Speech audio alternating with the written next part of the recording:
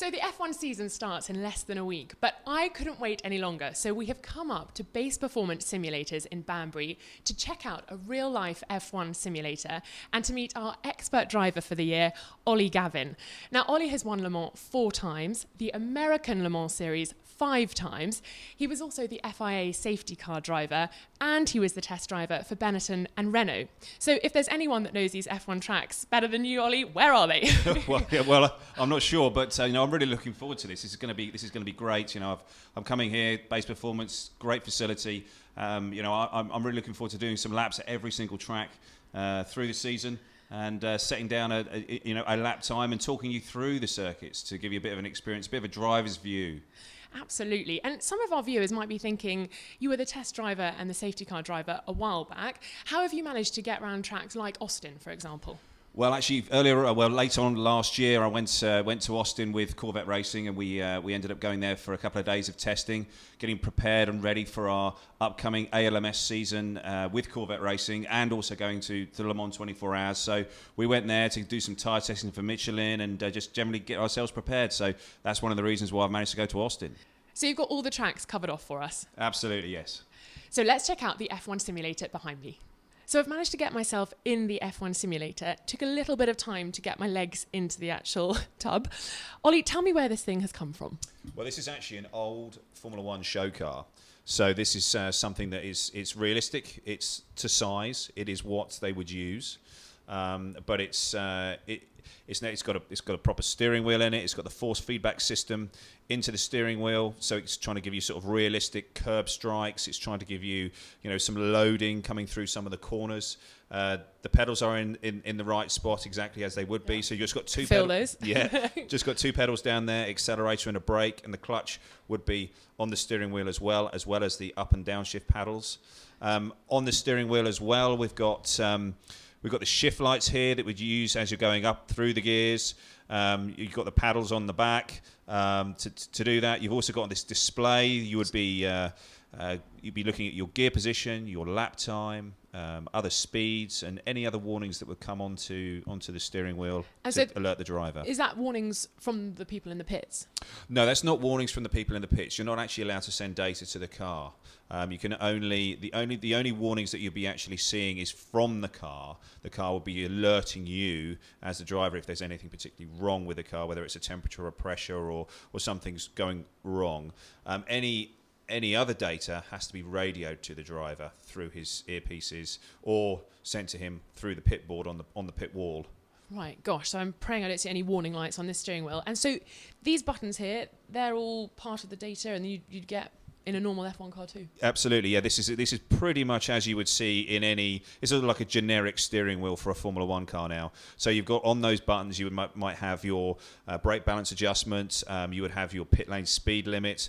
You might have some sort of diff adjustments. You might have some other bits and pieces that you might need to be trimming as you're out there on the track, whether it's different maps on the engine or there's a multitude of things that they work through for the driver that can actually adjust. You'll see some of the drivers driving around the track, and they'll be going between corners. They'll be adjusting brake bias, or they'll be adjusting different maps on the engine, and they're really sometimes just driving one hand on the wheel and working the knobs and the switches. You have to multitask, which is pretty difficult for a man. Difficult for a man, and difficult when you're going at some top speeds as well, I can imagine. Absolutely, how you can think of all of that at the same time. So the racing drivers will spend a good amount of time over the winter in these simulators? Absolutely, yes. Race car drivers and teams, they're trying to generate and gather as much data as they possibly can. Testing is restricted.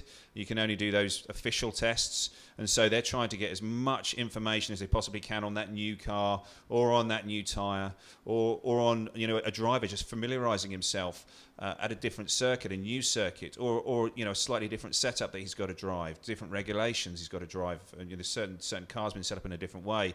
So, teams are really working there, whether it's their 7-post rigs or their simulators, almost 24 hours a day, and certainly leading up to Melbourne and Albert Park, you're going to have those facilities are going to be running 24/7 just to make sure that they're not missing anything. So that when the flag drops to start the race, or the lights go off, they are ready and they're fully prepared. So that's right up to race day.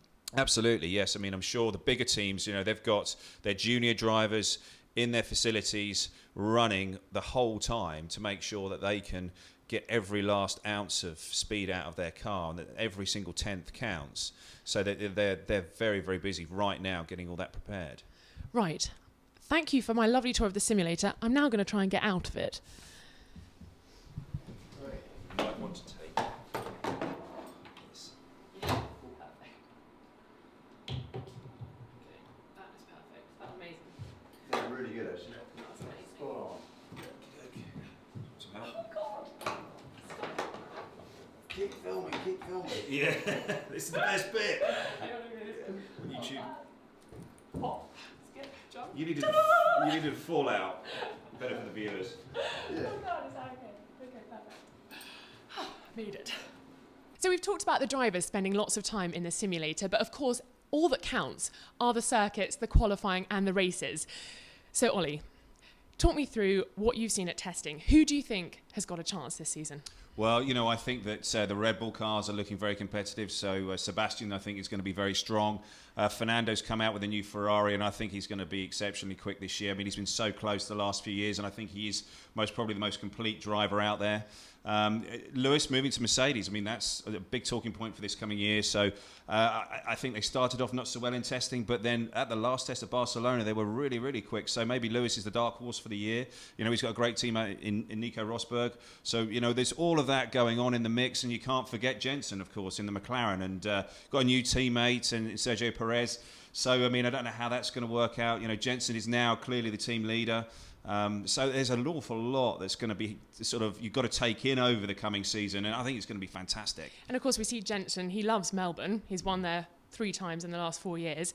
You can't rule him out for a win at Melbourne. Oh, absolutely not. I mean, the McLarens look strong. It has done for so many years. They just haven't quite delivered in putting it all together for the championship. But, maybe this is Jenson's opportunity. He's going to have the whole team behind him. It's really going to be set up all around him. So, he's really got to grasp this opportunity and really run with it. So it may well be his season. Absolutely, with that revolutionary car they keep on talking about. And they've got the new Pirelli tyres to deal with this year. As a driver, how long should it take you to get to grips with that, with the new degradation and that kind of thing? Well, I mean, that's a really big question, I think, for the season. I'm sure that's something they've all been working on during testing, and it's going to be something that all the media are going to take a while to figure out, and just to sort of see how certain circuits and certain tyres work in certain conditions and certain temperatures. And I think that it's going to be something that everybody's going to be really focused on. Every driver is going to be trying to find that key to unlock that potential in each tyre. So what are you going to be up to this season? For me, I'm going to be racing for the first time at Sebring in the 12 hours with Corvette Racing. And then our season goes on from there, going to Long Beach, Laguna Seca. And then after Laguna, we go to Le Mans 24 hours. That's the biggest race of the year for us. And, it's going to be exceptionally tough competition. There's a new BMW Z4 out there, the Ferrari 458, Porsche, so I think that, Corvette Racing are going to have their work cut out this year, but, we've kept the same driver lineups from last year. We've got the same team, same engineers.